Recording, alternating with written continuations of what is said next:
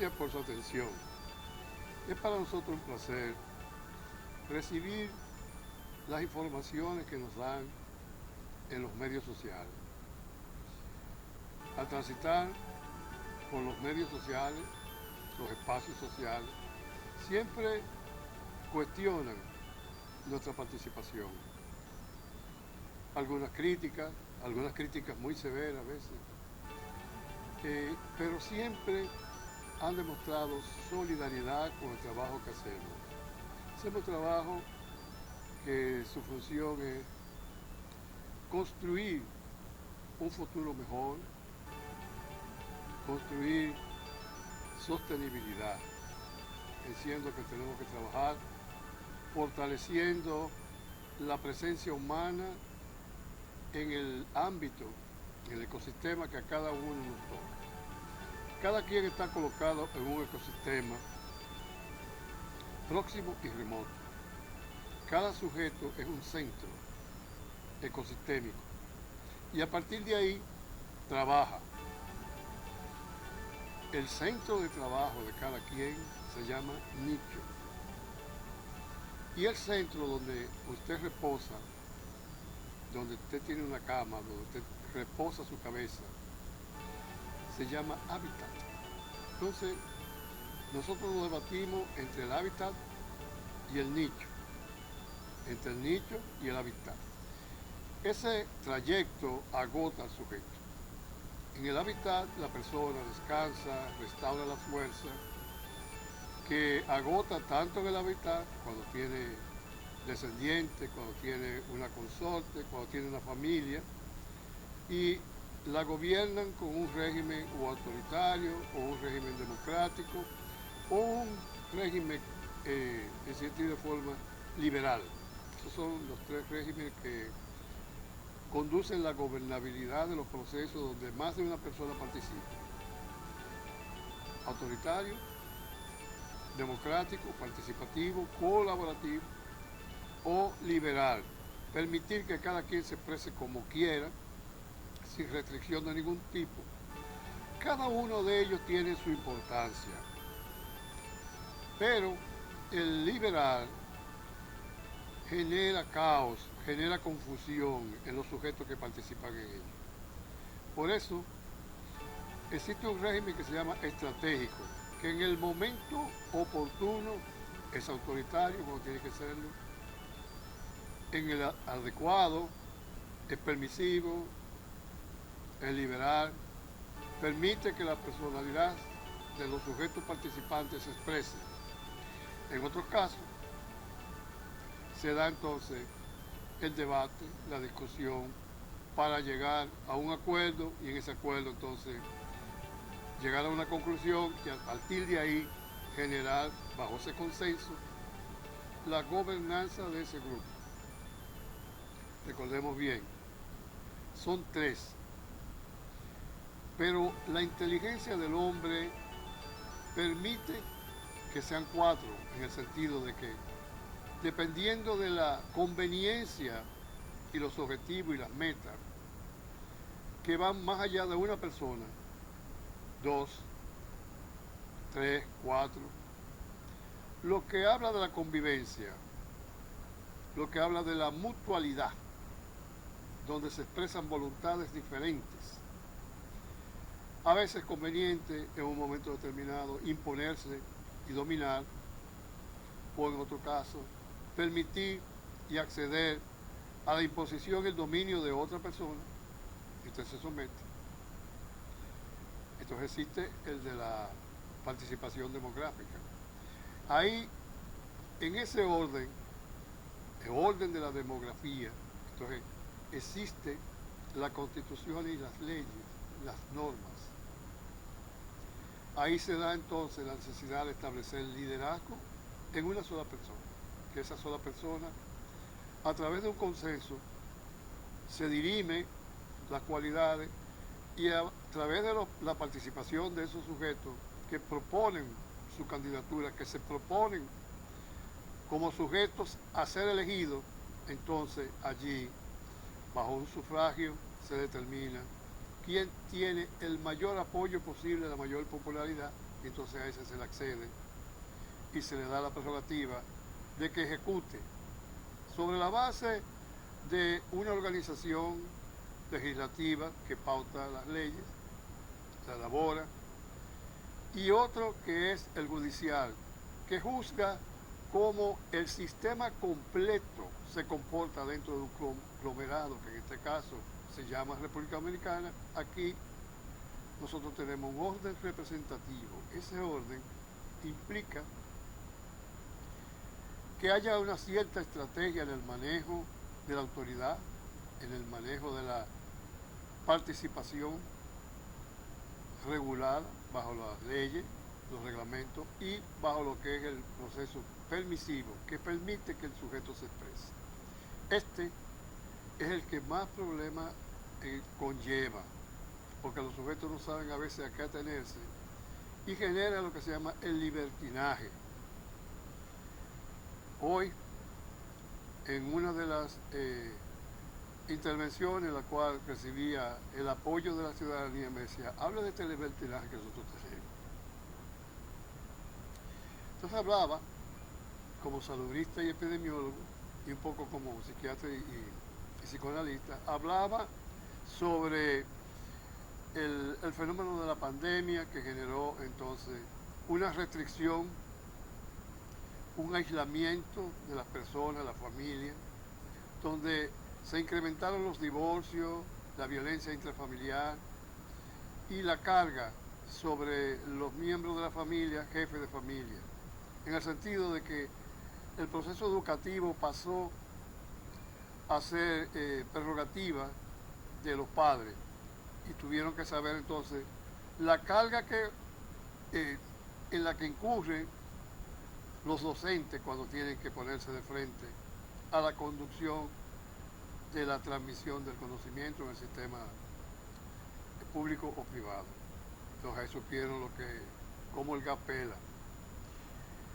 Entonces en ese sentido hablábamos que luego de ahí ha venido como una velocidad. Las personas tienen una velocidad al hablar, un consumo de estupefacientes, un consumo de alcohol, de bebidas tóxicas y una velocidad que adquirieron ahí, una velocidad en la conducción y en la movilización. Tanto que a veces cuando una persona se detiene un poco, le tocan bocinas y en el tránsito vehicular, o cuando es en una fila vienen y te empujan. Que lo hemos vivido, hemos visto cómo se da la situación, por ejemplo, en el metro, en la ONSA, donde hago mediciones demográficas y observo con métodos espontáneos que luego los convierto en cifras y lo paso sobre el registro del método científico al hacer las observaciones, y eso lo traduzco en información que comparto con ustedes. También elaboro informes, esos informes están filmados, van dirigidos a organismos, los dirijo a esos organismos competentes y a partir de ahí se toman decisiones más nacionales, regionales, hemisféricas e inclusive globales. Entonces, en ese sentido, estamos hablando de un elemento muy importante, que es el autodominio. El autodominio pertenece a cada sujeto individual nacido en una zona específica, en un tiempo específico, con la edad que tenga. Si está en formación, depende de los padres corregir la conducta de sus hijos.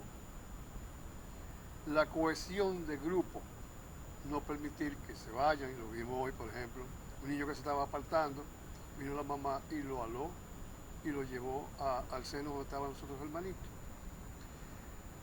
Esto es importante porque habla de la comodidad con la que vivimos nosotros bajo las leyes que nos gobiernan. El que no respeta las leyes sufre varios destinos. O prematuramente va a la cárcel, o prematuramente va al cementerio, o prematuramente va al hospital, o prematuramente cae en una situación de discapacidad, en la cual a partir de ahí tiene que usar muletas, sillas de ruedas, fruto de accidentes que tienen, fruto de inconvenientes que tienen, no nato, porque existen esas condiciones a nivel nato, a nivel genético. Vamos a tomar también otros encuentros, las entregas para hablar sobre el que viene con disposiciones genéticas ya heredadas y se expresan en el ambiente, se expresan en la sociedad. Entendiendo que por nuestra formación científica partimos y pautamos que nosotros somos resultado de herencia y medio, natura e nurtura. ¿Qué significa eso? La naturaleza disciplinada por la cultura. Entonces, nurtura es la cultura, es como la cultura adapta a ese sujeto a un espacio específico y en ese espacio específico recibe lo que se llama el tatuaje y el rigor de grupo. A nivel entonces de un país, el tatuaje nacional. La nación es el elemento que a la subjetividad, a una población, determina la forma, cómo se siente, cómo se identifican. Y este da paso a otra figura muy importante, la patria. La patria es el elemento, en ese mismo sentido, en un territorio que es el país, y vamos a desarrollar eso. El país es el territorio, la nación es la forma como se comportan los ciudadanos en ese territorio. La patria es la adhesión que tienen los sujetos en esa población y en ese territorio. Es por eso que hay gente que migra, que no se siente satisfecho, se siente más identificado con otra nación y emigran hacia esa nación. Hoy día se están dando situaciones sumamente importantes. Vemos que el presidente Trump precisamente va a regular las personas que están en el espacio de los Estados Unidos. Inclusive se adelanta y dice, bueno, la forma como tú perteneces a una nación, a un país, a un estado, es jus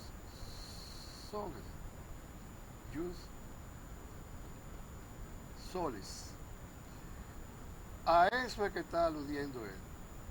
No porque haya nacido en este país, eso es lo que está diciendo, es ciudadano de aquí. Y lo está persiguiendo las iglesias en todas partes. Entonces el otro es el jus sanguinis, o sea, la justificación por la sangre. ¿Qué significa eso? Justificación por la sangre, nace en una familia, en un territorio específico, y entonces ese es su territorio. Ahí tiene usted sus derechos y sus deberes. Luego, por la misma sangre, por descendencia, por la consanguinidad, que es como se llama técnicamente, entonces usted es del mismo sitio donde sus padres nacieron y viven. ¿Qué ocurre? Que ahora el que ha migrado genera una situación y un tratamiento especial, y eso se lo vamos a dar. El que nace en un avión, en un barco, también la misma situación. Pero vamos por parte, y por parte vamos a tratar estos temas. Gracias por su atención. Cualquier duda, siga preguntándole al doctor Julio Castro. Me abordan que yo, con el humor de siempre, les acompaño, y cuando no puedo le digo que no sé. Pero gracias por su atención. En COPNAMA, la unidad nos hace fuertes. Más de 5 décadas trabajando juntos, construyendo un futuro sólido para todos nuestros socios. Nuestro Programa Nacional de Becas ha transformado sueños en realidades. Más de 1.800 hijos de socios han alcanzado sus metas, abriéndoles puertas a un futuro lleno de oportunidades. Con COPNAMIN y COPNAMINA sembramos la semilla del ahorro en los más pequeños, enseñándoles que cada moneda es un paso hacia sus propios sueños. En COPNAMA, más que una cooperativa, somos una familia, creciendo juntos hacia un futuro mejor. COPNAMA, un esfuerzo colectivo del Magisterio Nacional.